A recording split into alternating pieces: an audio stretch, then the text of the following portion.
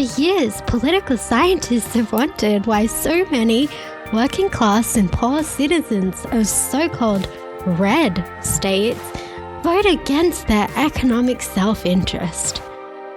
The usual explanation is that for these voters, economic issues are trumped by social and cultural issues like guns, abortion, and race. And then another sort of to the same effect is from a recent New York Times article from the 31st of July by Jeff Madrick, who asks why the working class votes against its economic interests.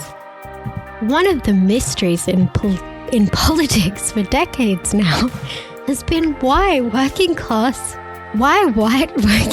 Americans began to vote Republican in large numbers in the 1960s and 70s.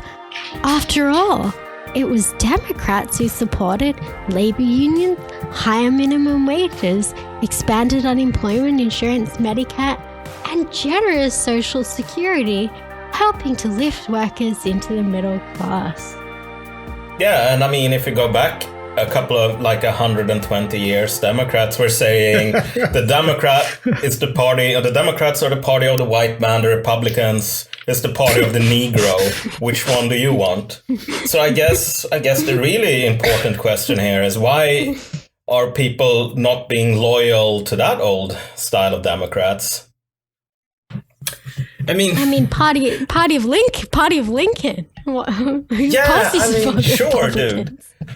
It's so stupid because obviously the conclusion that should be drawn is that people are loyal to people that represent their interests in real time, not because they supposedly did 40 years ago, whatever. Like, you can't take one of those sort of anti-Reconstruction posters and show them to some alt-right guy and say, well, you should vote for the Democrats because the Democrats had a history of being against Reconstruction. Yeah, you definitely cannot.